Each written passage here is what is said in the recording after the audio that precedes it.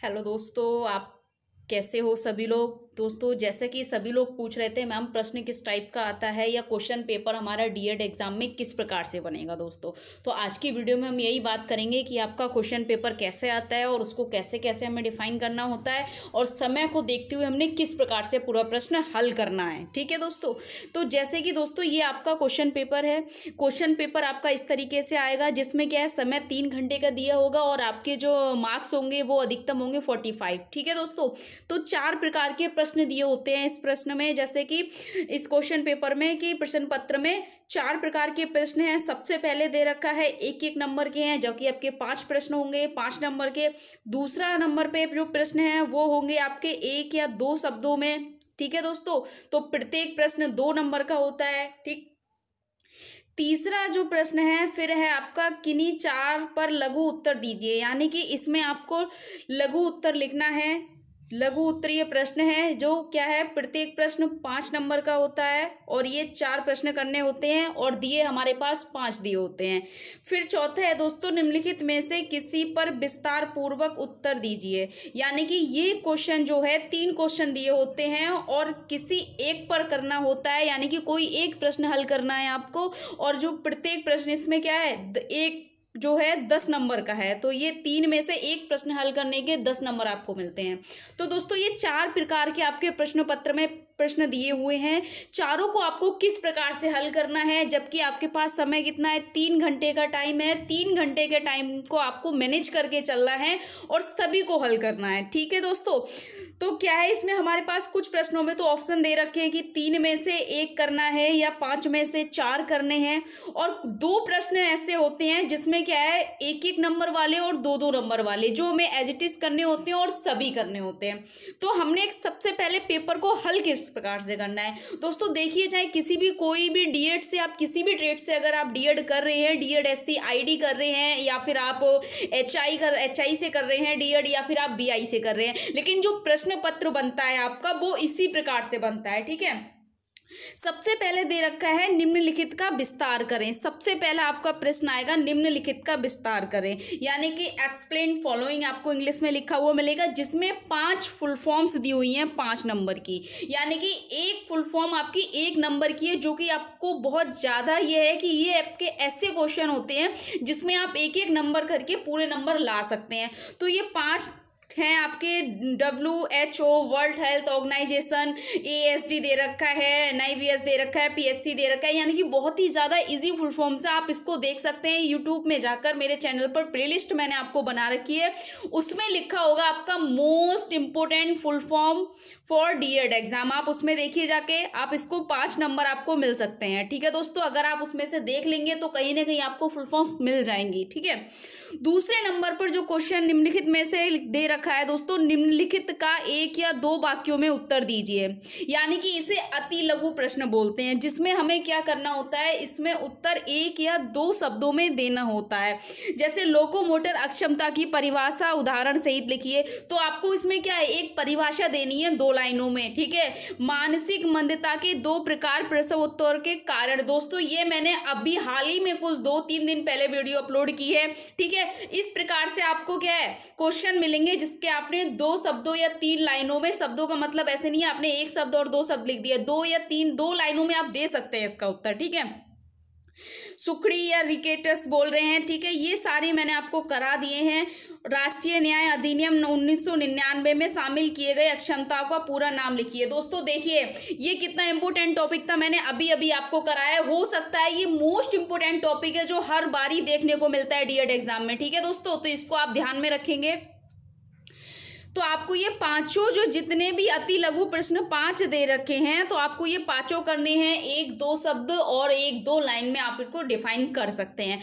अब बात आती है तीसरे नंबर का जो प्रश्न है, जिसे कह रहे हैं लघु उत्तर लिखिए, यानी कि किन्हीं में निम्नलिखित में से किन्हीं 4 पर लघु उत्तर लिखिए। यानी कि हमारे पास प्रश्न है 1, 2, 3, 4, 5, यानी कि 5 प्रश्न हैं, 5 में से हमने 4 सिलेक्ट करना है। हमने इसे करना कैसे है, देखिए दोस्तों, हमने पहले तो ये देख लेना है 5 में से हमें कौन कौन सा आता है? मानसिक मंद बच्चे शैक्षणिक निर्धारण सापेक्ष में लिखिए, वह किस प्रकार उपयुक्त है। ठीक है, दृष्टि क्षति की परिभाषा दीजिए एवं नन्हे बच्चे में दृष्टि क्षति को पहचानने के लिए लक्षण लिखिए। रोकथाम की परिभाषा दीजिए तथा प्रारंभिक रोकथाम पर हस्तक्षेप में लिखिए, संपेक्ष में लिखिए, सापेक्ष में। ठीक है दोस्तों, फिर कह रही है मानसिक रोग की परिभाषा देते हुए उसके लक्षण लिखिए। मानसिक मंद से वह किस प्रकार भिन्न है? मानसिक रोग और मानसिक मंदता, यानी कि ये मेंटल रिटार्डेशन और मेंटल इलनेस की बात कर रहे हैं। ये आपको क्या सारे टॉपिक्स जो हैं आपको प्लेलिस्ट पे जाकर देखेंगे, पेपर फर्स्ट में आपको सारे टॉपिक्स मिल जाएंगे। जेनेटिक काउंसलिंग को परिभाषित करते हुए जेनेटिक काउंसलिंग का उद्देश्य लिखिए। ठीक है, तो आपको इसमें से ये देखना है कि आपको इसमें से कौन कौन सा आता है। तो सबसे पहले हम वह प्रश्न पर टिक लगा लेंगे जो जो हमें आता है। ठीक है, यानी कि मुझे ये 4 आते हैं, मैंने ये 4 क्वेश्चन करने हैं। ठीक, यानी कि 15 मिनट हमने पेपर को पढ़ने में देने हैं कि हमने से कौन कौन सा क्वेश्चन आता है। ठीक कर लिया। उसके बाद दोस्तों चौथे नंबर का जो प्रश्न है, निम्नलिखित में से किसी एक पर विस्तार पूर्वक उत्तर दीजिए, यानी कि किसी एक पर विस्तार पूर्वक उत्तर देना है आपको। अब देखिए दोस्तों, इसमें से हमने क्या करना है, कम से कम हमें 250 शब्दों में देना है इसका उत्तर। जो 10 नंबर का है, एक प्रश्न है 10 नंबर का है और सबसे ज़्यादा नंबर हमें इसी प्रश्न में मिलते हैं, इसलिए हमें क्या करना है, इसका उत्तर हमें 250 शब्दों में देना होता है। यानी कि आपका 3 पेज, कम से कम 3 या 4 पेज का तो आपकी जो कॉपी आती है जितनी बड़ी, 3 या 4 पेज में आपको ये आंसर देना होगा इसका। तो इसमें से हमने क्या करना था, लॉन्ग क्वेश्चन कौन सा देखना होता है जिसमें हमें क्या हो, सबसे ज़्यादा टॉपिक मिल रहे हो। यानी कि लॉन्ग क्वेश्चन सिलेक्ट हम वो करेंगे जो हमें आता हो और जिसमें हमें सबसे ज्यादा टॉपिक मिल रहे हो। जैसे कि 3 प्रश्न दिए हुए हैं इसमें दोस्तों। पहला प्रश्न दिया हुआ है, प्रारंभिक हस्तक्षेप का अर्थ से आप क्या समझते हैं और विकासात्मक जोखिम वाले बच्चे की जांच में आप किस प्रकार के उपकरणों का उपयोग करते हैं। ठीक है, दूसरा दिया हुआ है, अक्षमता पुनर्वास में जीवन चक्र अधिगम या life cycle approach and in disabilities का अर्थ से आप क्या समझते हैं, उदाहरण सहित विस्तार कीजिए। फिर अब प्रसव पूर्व की परिभाषा दीजिए। इस अवधि के दौरान भ्रूण के विकास पर प्रभाव पड़ने वाले मुख्य कारण लिखिए। अब देखिए दोस्तों, सबसे अच्छा क्या है इसमें, अगर हम देखें तो हमें जो प्रश्न मिल रहा है, सबसे ज़्यादा टॉपिक किस में मिल रहा है, हमें सबसे ज़्यादा अगर लिखने के लिए मटेरियल मिलेगा, हम उस क्वेश्चन को चुनेंगे जिसमें हम क्या है, विस्तार पूर्वक लिख सकते हैं, यानी कि 4-5 पेजों में इसको हम डिस्क्राइब कर सकते हैं। अब क्या है दोस्तों, प्रारंभिक हस्तक्षेप में हम कैसे करेंगे, पहले हम इसका एक हेडिंग डालेंगे, इंट्रोडक्शन ऑफ अर्ली इंटरवेंशन। उसके बाद हम इसकी परिभाषाएं देंगे, 1 या 2 परिभाषाएं देंगे। ठीक है, इसके बाद हम क्या करेंगे, इसके प्रकार बताएंगे, इसके मॉडल्स बताएंगे। ठीक है, उसके बाद विकासात्मक जोखिम की जांच, यानी कि जो हमारे डेवलपमेंटल हैं उन सबके टेस्ट जो हैं उनके बारे में लिखेंगे।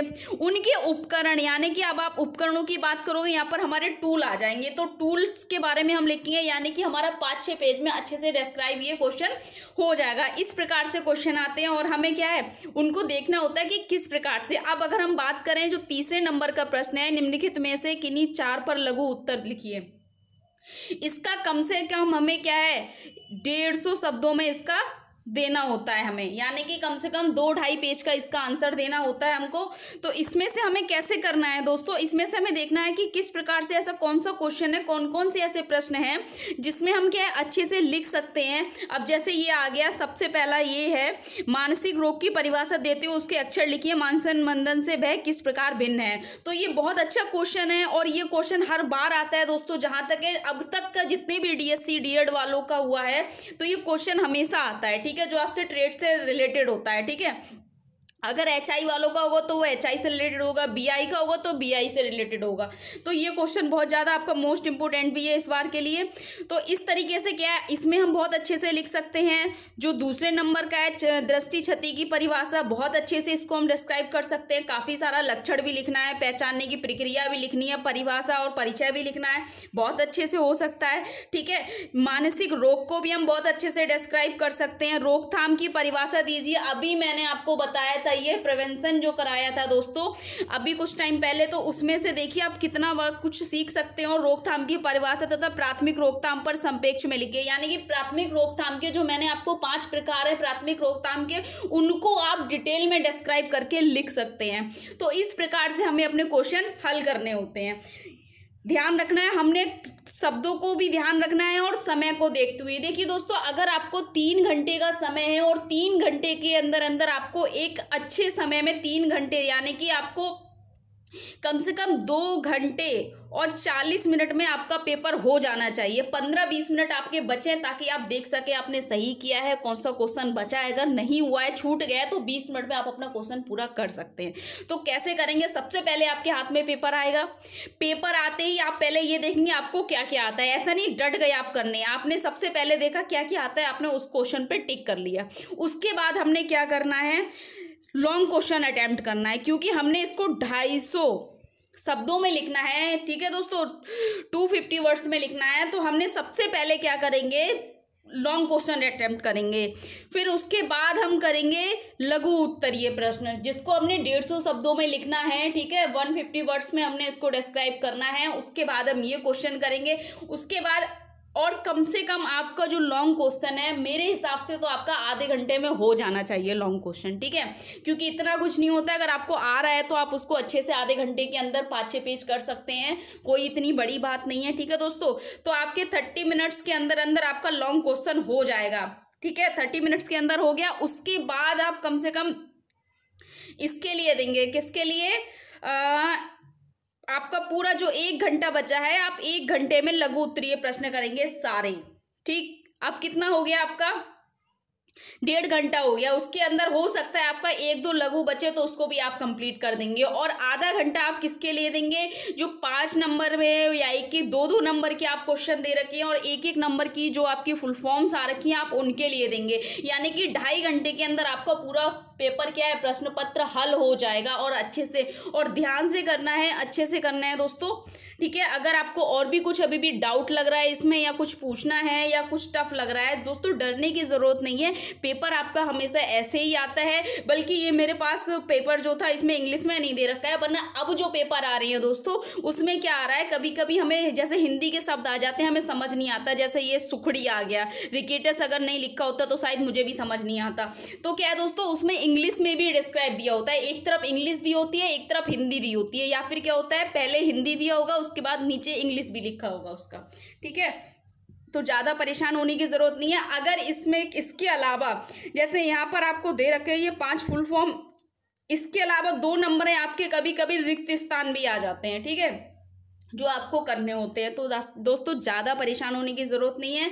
इसी प्रकार से आपका क्वेश्चन आएगा, इसी प्रकार से, और आपको समय को ध्यान में रखते हुए प्रत्येक प्रश्न को हल करना है। और एक चीज़ ध्यान रखनी है, हमने किस में से कितने प्रश्न करने हैं, और जो प्रश्न करना है उसको पहले हमने क्या कर लेना है, टिक कर लेना है कि मैंने ये प्रश्न करने हैं। उसी के अनुसार अगर उसके आधार पर समय को देखते हुए आप प्रश्न करेंगे तो अच्छे से कर पाएंगे दोस्तों। चलिए दोस्तों, ठीक है, फिर ऑल द बेस्ट सभी लोगों के लिए दोस्तों। अच्छे से पेपर करके आएँ। बाकी आपकी तैयारी चली रही है, अगर आपका कोई क्वेश्चन है तो आप क्वेश्चन देख सकते हैं दोस्तों। आपके जो टॉपिक्स हैं आप प्लेलिस्ट में जाकर देखिए। प्लेलिस्ट को अगर आप जब तक ओपन नहीं करेंगे, उसमें देखेंगे नहीं, आपको टॉपिक नहीं मिलेगा। आप अपना सिलेबस उठा के देखिए और फिर टॉपिक्स देखिए। आपको ज़्यादातर मैंने आपके जो मोस्ट इंपॉर्टेंट टॉपिक है पेपरों से रिलेटेड, वो आपको मैंने करा दिए हैं। और अभी जो हाल ही में मेरे जो टॉपिक करा रही हूँ वो भी बहुत ज़्यादा मोस्ट इंपॉर्टेंट है एग्जाम के लिए।